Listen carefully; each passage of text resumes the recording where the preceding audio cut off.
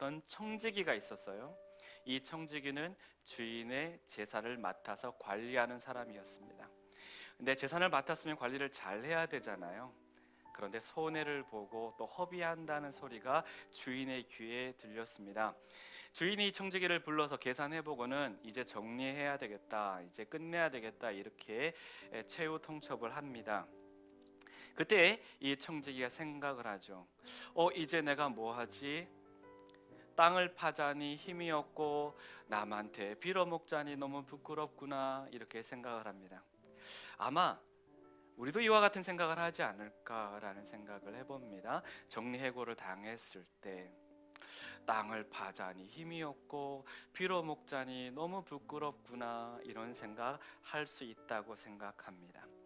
어찌됐든 이 사람은 자기가 할 수 있는 만큼 죽기 살기로 머리를 쓰고 굴려서 방법을 찾아내는데, 그게 뭐냐면 옳거니 주인의 재산을 잘 활용해서 내가 좀 노후를 대비해야 되겠다, 이렇게 생각을 해냅니다. 그래서 주인에게 빚진 사람을 한 사람씩 한 사람씩 불러가지고 개인 면담을 하는데, 그 사람들에게 이런 조건을 제시하죠. 너 얼마 빚졌냐?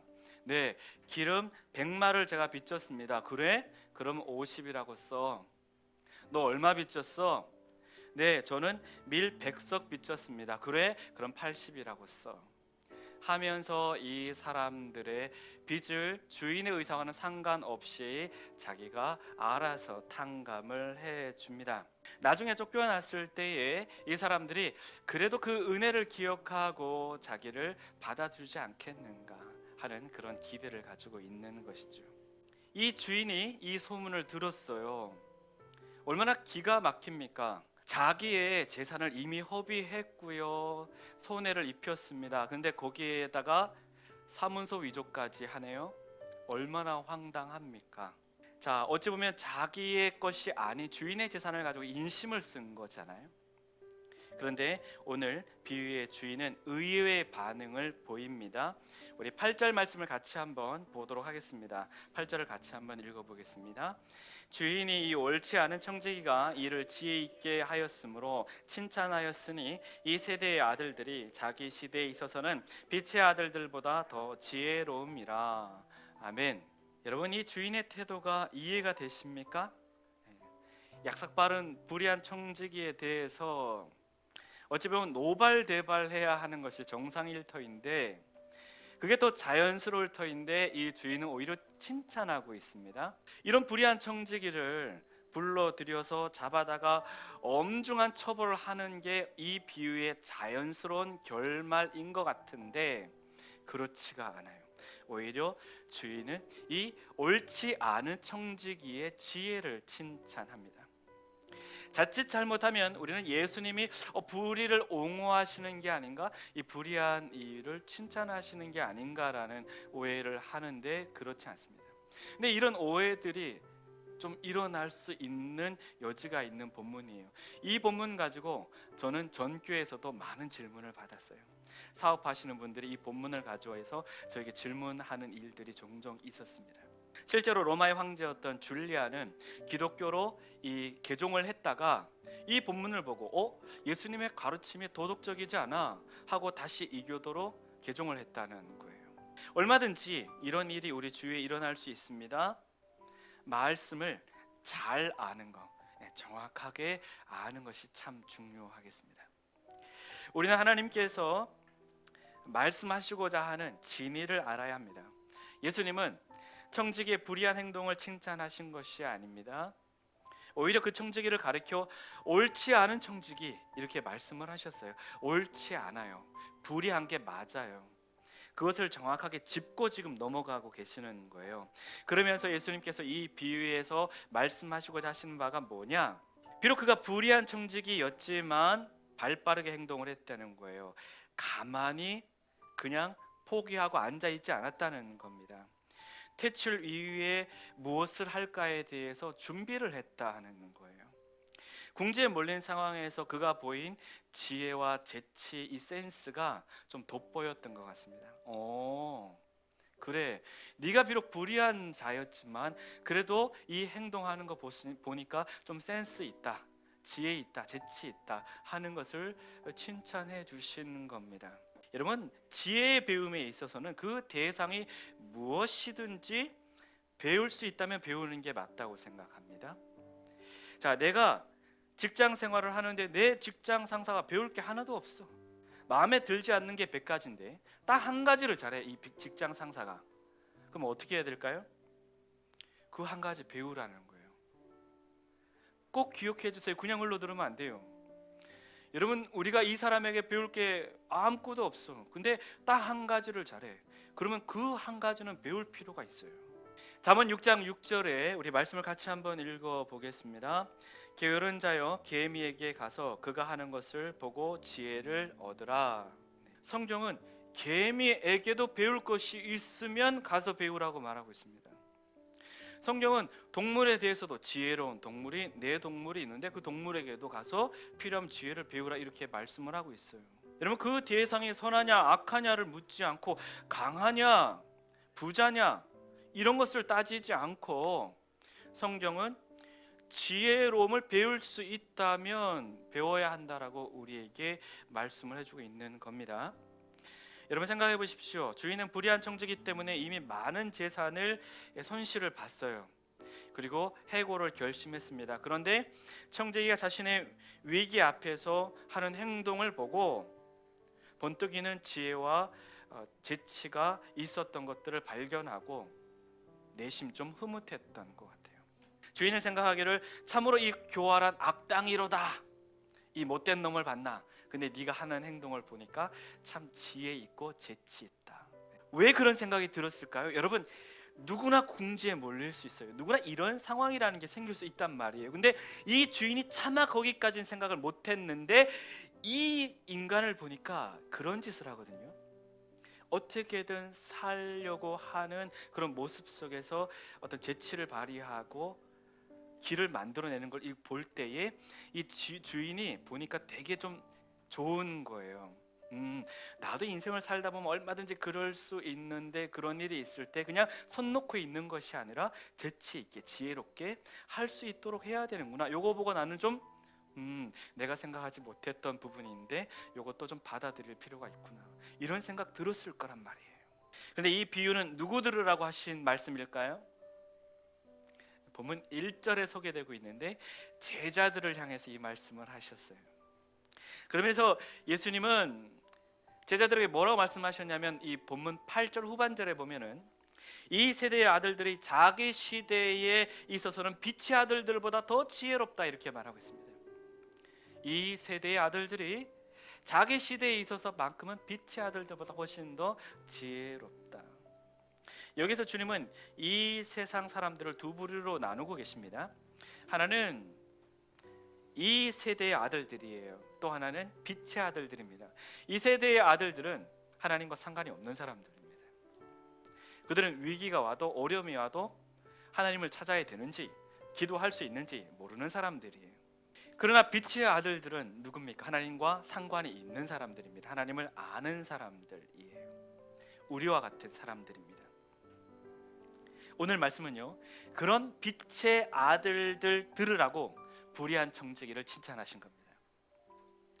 그런 빛의 아들들이 좀 들으라고 불의한 청지기를 칭찬하신 거라고요.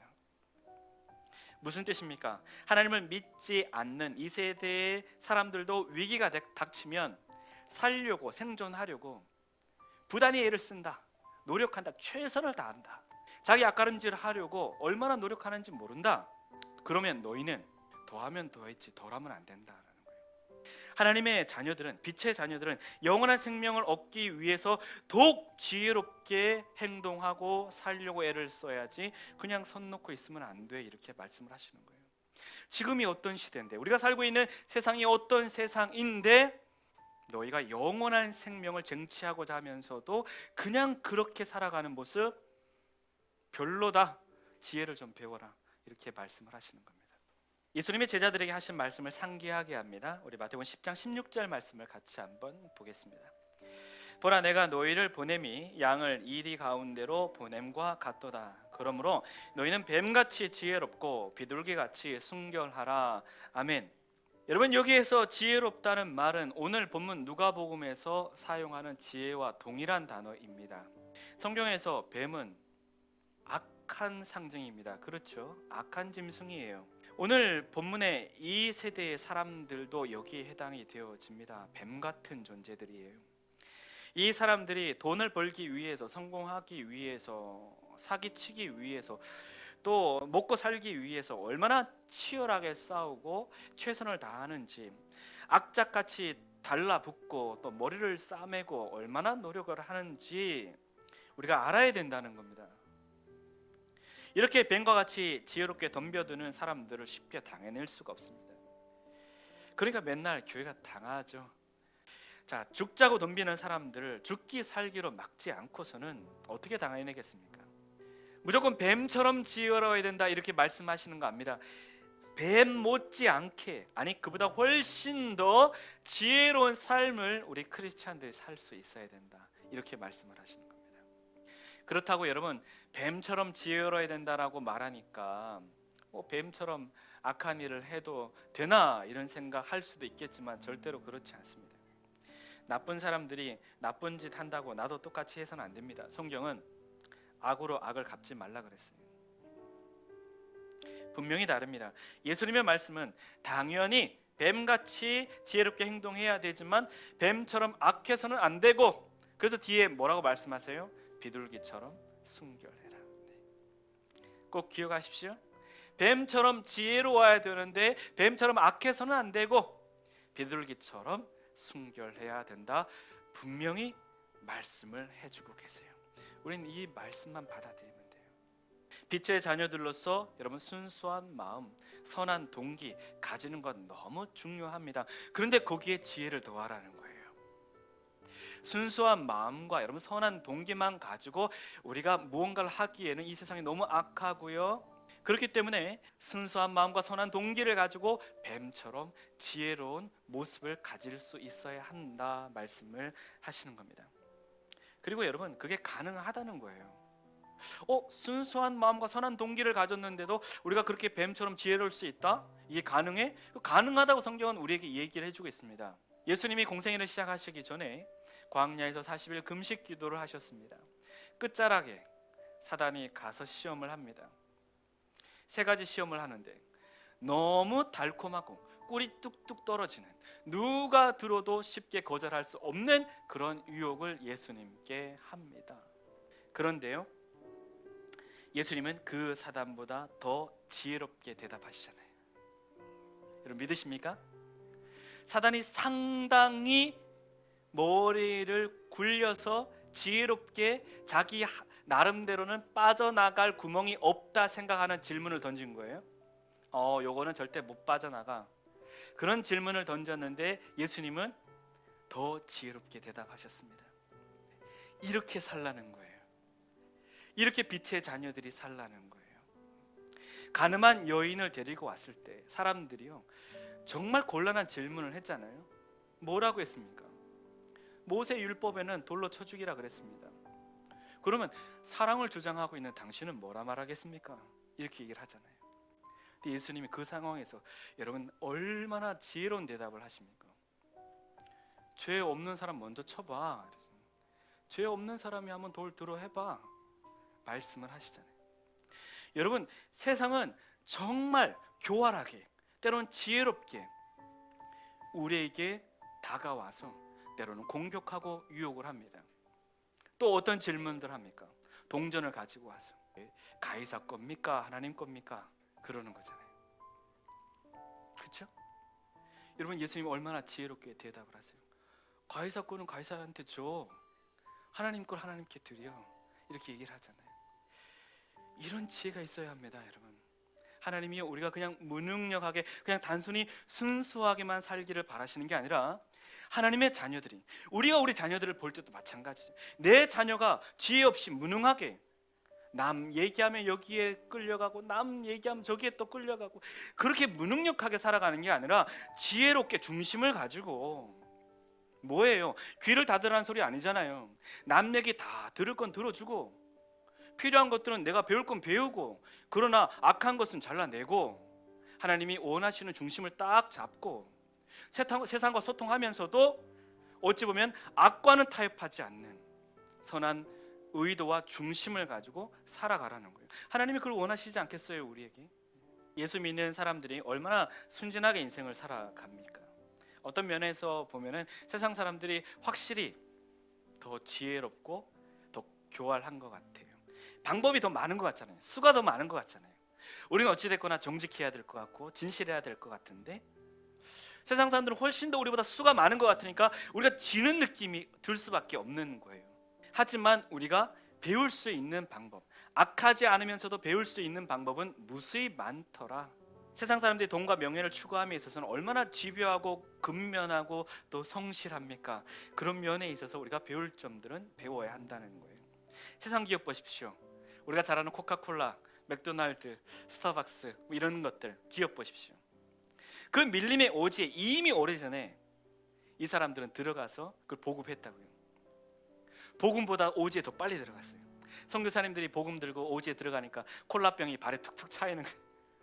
이미 콜라가 들어가 있는 거예요. 복음도 안 들어갔는데. 이런 일들이 세상에서 일어나고 있어요. 근데 여러분, 필요하다면 우리가 선교적으로든 복음적으로든, 또 내가 만약에 크리스찬 기업으로 사업을 해야 된다면 적어도 우리가 이런 지혜를 하나님 앞에 달라고 기도해야 돼요. 어떻게 마케팅을 했지, 어떻게 영업을 했지, 어떻게 이런 일을 했지, 이걸 하나님 앞에 달라고 우리가 매달려야 되고요. 어찌 보면 목숨을 걸어야 돼요. 이런 지혜 달라고 뚫고 나가는 거예요. 예수님은 이 비유를 통해서 어둠의 자식들이 자신들의 목적을 달성하기 위해 온갖 지혜를 짜내고 신속하게 행동하는 것처럼 빛의 자녀들도 진리를 추구하고 또 실천함에 있어서 어둠의 자식들보다 훨씬 더 지혜롭게 행동할 수 있어야 함을 우리에게 가르치고 있습니다. 특히 심판날을 지혜롭게 대비해야 하는 것을 우리에게 말씀하시는 겁니다. 지금 우리가 살고 있는 시대가 말세잖아요. 심판의 때가 가까웠습니다. 지금이야말로 심판을 대비하며 어느 때보다 지혜롭게 행동해야 할 때입니다. 예수님은 오늘 비유의 말씀을 결론 지으시면서 오늘을 사는 우리에게 말세를 어떻게 지혜롭게 살아야 되는지 말씀하시는데, 본문 9절 말씀을 우리 같이 한번 보도록 하겠습니다. 같이 읽겠습니다. 내가 너희에게 말하노니 불의의 제물로 친구를 사귀라. 그리하면 그 제물이 없어질 때에 그들이 너희를 영조할 처소로 영접하리라. 아멘. 자, 이 말씀을 볼 때 우리는 그 당시 경제 구조가 얼마나 불이하게 형성되어 있는가를 볼 수 있는데요. 여러분, 예수님이 보시기에 그 당시의 제물은 불의한 제물이었습니다. 오늘날도 거의 비슷합니다. 여러분, 100% 깨끗한 제물이 없어요. 헌금은 다 깨끗합니까? 헌금이 어떻게 하나님 앞에 드려지는지 누구 알아요? 여러분, 어떻게 압니까? 아무도 몰라요. 헌금 자체가 깨끗한 게 아니라, 여러분, 우리가 하나님께 드리고자 작정하고 또 하나님께 우리가 이것을 드림으로 하나님이 깨끗게 하심으로 이 헌금이 깨끗해질 수 있는 것이지, 여러분, 그 자체로 깨끗하다고 말할 수는 없는 것입니다. 이 세상에 100% 깨끗한 재물은 없어요. 물질은 없습니다. 내 손에 들어오기까지 어떤 과정을 거쳤는지 우리는 다 알지 못합니다. 그렇다고 그 재물이 불의한 것이니까 그럼 등지고 살아라, 그겁니까? 아니죠. 우리에게는 여전히 물질이 필요합니다. 문제는 우리에게 주어진 물질, 이 물질을 어떻게 지혜롭게 사용하느냐도 굉장히 중요한 문제다 하는 것입니다. 예수님은 이 불의한 재물을 가지고 친구 사귀어라 이렇게 말씀하고 있습니다. 불의한 재물 가지고 친구 많이 사귀어라 이렇게 말씀을 하십니다. 즉 무슨 말이냐? 마치 불의한 청지기가 빚진 사람들의 빚을 탕감해 줌으로 그들의 마음을 얻고 그들에게 또한 호의를 얻고 그들에게 앞으로 또 필요한 것들을 공급받을 수 있는 바탕을 만들어 놓은 것처럼, 너희도 세상을 살아가면서 그 물질이 불의한지 어떠한지 우리는 다 알지 못하지만 주신 물질을 가지고 많이 베풀면 살고 친구 많이 만들어라 이렇게 말씀을 하시는데요, 맞는 말씀이잖아요. 저도 믿지 않는 사람들하고 상당히 많이 교제를 하고 삽니다. 그분들한테 베풀어야 할 때는 베풀며 살아야 돼요. 나눠주고 살아야 돼요. 친구 많이 만들어야 돼요. 믿지 않지만 친구처럼 지내는 분들도 계세요. 친하게 지내는 분들 계세요. 좋죠. 여러분, 이 모든 것들이 뭡니까? 나중에는 복음을 전할 수 있는 밑바탕이 되고 밑거름이 될 수 있다는 걸 모르십니까? 세상 사람들하고 좀 친하게 지내면 어때요? 대신에 내가 불의하게 살지 않으면 되잖아요. 맞아요? 내가 악을 행하지 않으면 되잖아요. 얼마든지 우리가 생각할 때는 야, 술 안 마시면, 회식 자리 안 가면, 담배 안 피면, 이거 안 하면 이 사람들하고 친하게 지낼 수 없어 생각할지 모르지만 이건 우리 생각. 하나님이 우리에게 지혜를 주시면 우리는 믿지 않는 사람들하고도 훨씬 더 친하게 좋은 교제와 나눔 속에 살아갈 수 있습니다. 우리 주님이 그렇게 살라고 우리에게 지혜를 배우라고 말씀을 하시는 겁니다. 탈무드에 이런 이야기가 있어요. 어떤 사람이 왕으로부터 호출을 받았습니다. 이 사람이 도무지 왜 호출을 했는지 영문을 모르니까 친구 세 사람에게 같이 가달라고 요청을 했습니다. 첫 번째 친구는 굉장히 친한 친구였습니다. 굉장히 소중한 친구였어요. 이 친구에게 부탁을 했더니 이런지하에 거절합니다. 나 못 가. 두 번째 친구에게 찾아가서 부탁을 합니다. 이 친구는 첫째 친구만큼은 아니지만 그래도 좀 소중하고 가까운, 그래도 좋은 친구였어요. 이 친구가 하는 말이 그래, 그러면 내가 왕궁 앞까지 가줄게, 이렇게 얘기합니다. 자, 세 번째 친구는 사실 별로 친하지 않는 친구입니다. 그렇게 내 삶에 소중한 친구가 아니었어요. 근데 이 친구에게 얘기했을 때 그래? 내가 왕의 앞까지 가서 함께 가줄게. 그리고 거기에 가서 내가 너를 위해서 변호해 줄게. 이렇게 얘기를 합니다. 탈무드에서는 이 이야기의 의미를 이렇게 해석합니다. 왕의 호출은 죽음이에요. 첫 번째 친구는요, 재산입니다. 돈이에요. 두 번째 친구는 가족과 친지들입니다. 세 번째 친구는 선행입니다. 이 재산은요, 돈은요, 죽는 순간 그냥 떠나버리더라는 거예요. 밀은 안 두고 그냥 끝나버린다는 거예요. 가족과 친지는 죽음 후에 장례를 치르고 또 추도하면서 기억은 하지만 이 죽음의 문턱을 함께 넘지는 못하더라는 거예요. 근데 이 선행은요, 그리스도의 심판대 앞까지 가더라는 거예요. 가서 변호하더라는 거예요. 여러분, 우리가 불의한 청지기에서 배워야 할 것이 바로 이것입니다. 그는 그에게 주어진 마지막 기회를 아주 재빠르게 사용했어요. 그렇게 하면서 미래를 준비했단 말이에요. 우리 크리스찬이 이렇게 살아야 된다는 겁니다. 마지막 때인 줄 알잖아요. 우리도 우리에게 주어진 것, 그것이 물질이든 은사든 지식이든 내게 주어진 달란트를 잘 사용해서 영원한 생명을 준비할 수 있어야 한다는 것입니다. 인생의 위기는 오늘 본문의 청지기처럼 어느 날 예기치 않았는데, 생각지 않았는데 갑자기 찾아옵니다. 그것은 믿는 자나 믿지 않는 자나 다 똑같습니다. 건강의 문제로 찾아오기도 하고, 물질의 문제로 찾아오기도 하고, 인간관계의 문제로 찾아오기도 하고, 직장 문제로 찾아오기도 하고, 가족 문제로 찾아오기도 합니다. 그러나 그 문제보다 더 큰 문제는 주님의 재림의 날이 가까워 왔다는 것입니다. 징조를 보면 모르시겠습니까? 이미 세계 도처에 말세의 현상들이 일어나고 있잖아요. 안 믿는 사람도 말세라고 하는데 믿는 사람은 당연히 그런 줄 알아야죠. 주님이 언제 오셔도 이상하지 않을 세상을 살고 있습니다. 어느 때보다도 정신 바짝 차리고 지혜롭게 살 수 있어야 합니다. 많은 사람들이 입술로는 하나님을 믿는다고 하면서 실제로는 그렇지 못한 삶을 사는 경우가 너무 많습니다. 그래서 우리는 매 예배 시간마다 한번 살펴봐야 돼요. 점검을 해봐야 된다고요. 내가 주님을 믿습니다. 내가 주님 말씀에 순종합니다.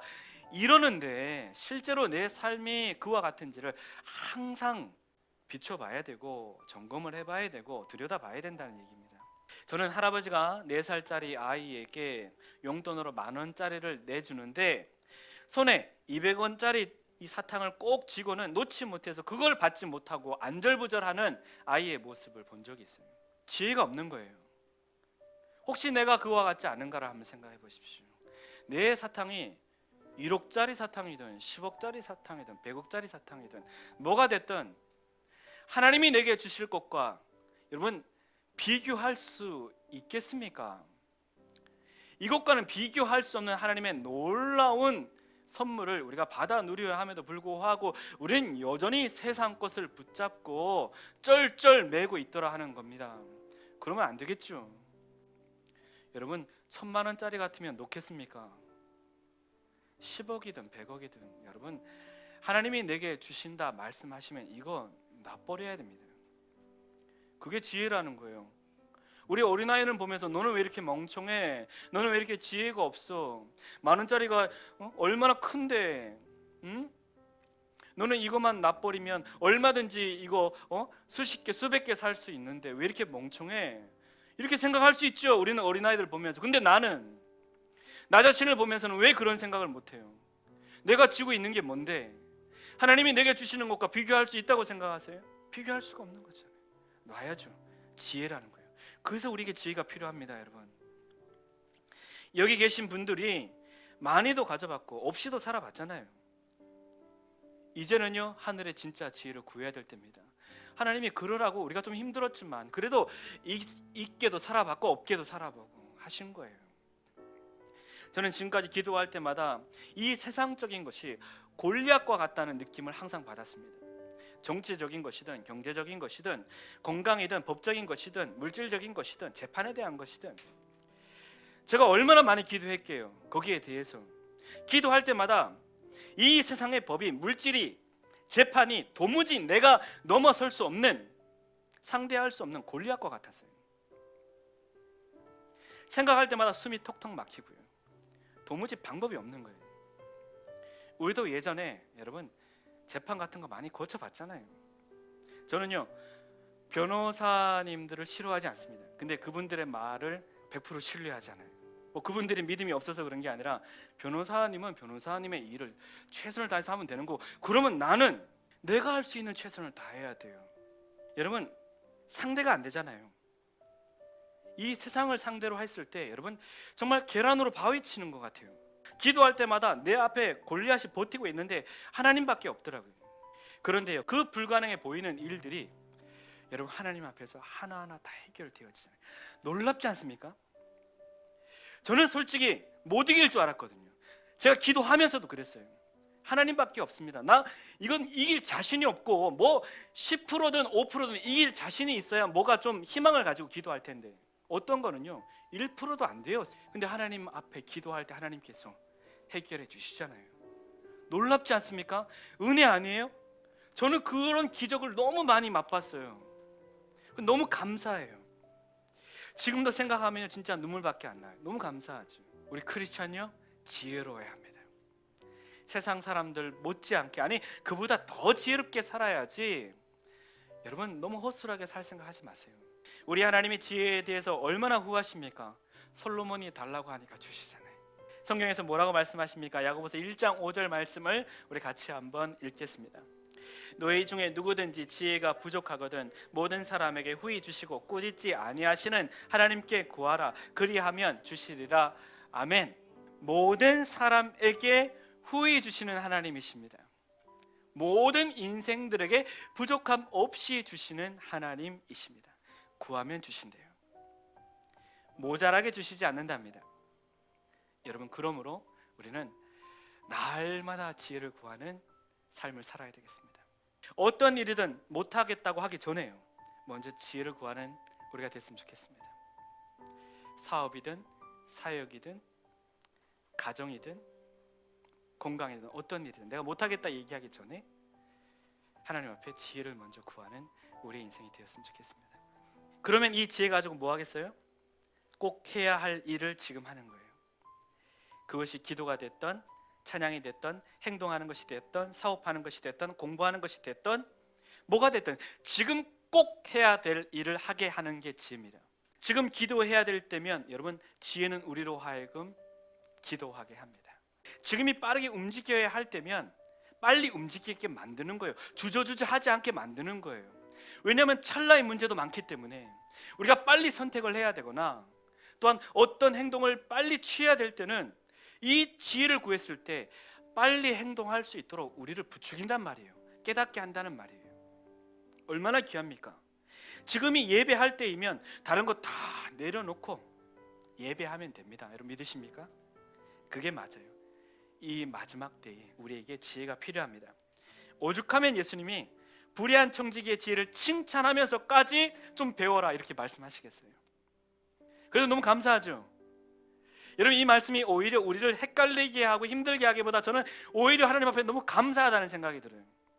오죽하면 예수님이 불의한 옳지 않은 이 청지기의 이 모습을 보고 지혜 좀 배워라 니네들이 좀 이렇게 말씀을 하시냐고요. 감사하죠. 순진하게 살아도요, 선한 의도를 가지고 살아도 여러분 지혜 있어야 합니다. 정직하게 살아도 지혜 있어야 합니다. 이 마지막 때에 예수님의 말씀처럼 뱀처럼 지혜롭지만 동시에 비둘기같이 순결하게 삶으로 주님의 기쁨이 되어드리고 또 이 마지막 때를 잘 준비하는 여러분 되시기를 주님의 이름으로 축복합니다.